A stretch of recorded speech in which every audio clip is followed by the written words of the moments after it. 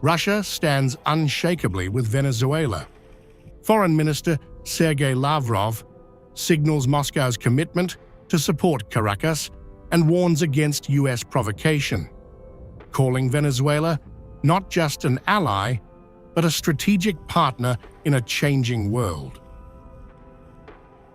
On the one hand, there is also our relationship with Venezuela, which is a friendly country, a strategic and comprehensive partner, as we recently signed a corresponding agreement to this effect.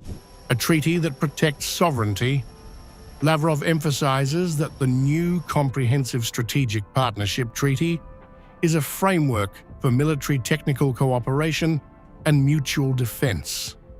Signed during President Nicolás Maduro's visit to Moscow, the treaty is now at its final stage of ratification, symbolizing Russia's readiness to act when it enters into force. The treaty I mentioned is a completely new one.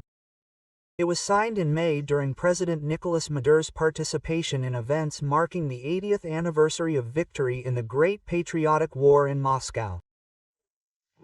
It is currently in the final stages of ratification. It's called the Comprehensive Strategic Partnership Treaty. It speaks of the need to continue our cooperation in the security sphere, including military technical cooperation. But the Caribbean is now at a breaking point. The USS Gerald R. Ford, the world's largest aircraft carrier, has entered Latin American waters, part of what Washington calls its war on drugs.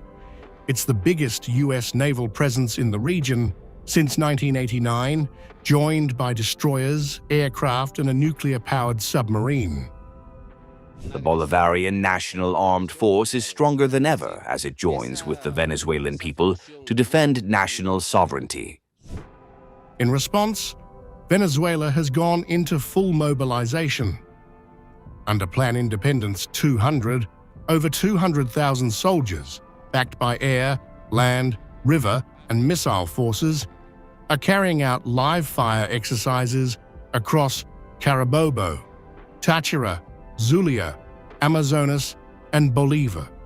The message from Caracas: readiness and defiance. But I can't finish my comments on Venezuela without mentioning our position on the unacceptability of the actions taken by the United States, under the pretext of combating drug trafficking, destroying without trial or investigation, and not even just without trial or investigation, without presenting any evidence to anyone, destroying boats they claim are transporting drugs.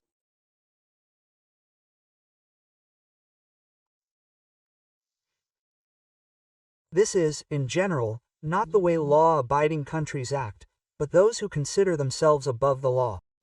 As U.S. jets patrol the Caribbean, Moscow accuses Washington of lawless interference, warning that America's anti-narcotics campaign has turned into a campaign of destruction.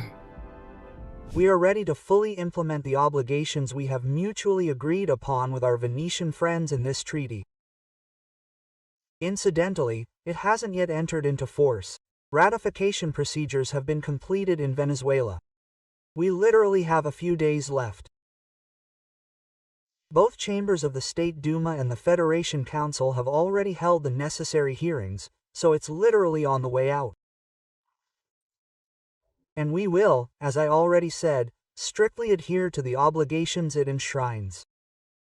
Lavrov made it clear Russia will honor its treaty obligations and defend its partners. Ratification is days away, and Moscow says it's ready to act within the framework of the new pact, a warning to Washington that its provocations will not go unanswered.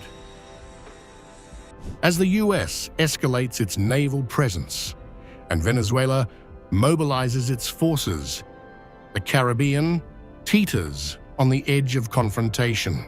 Lavrov's final words echo across the region. Trump's strategy, he warns, will not lead to anything good. Russia stands firm beside Venezuela, determined to defend what it calls true sovereignty, and ready to prove it if Washington crosses the line.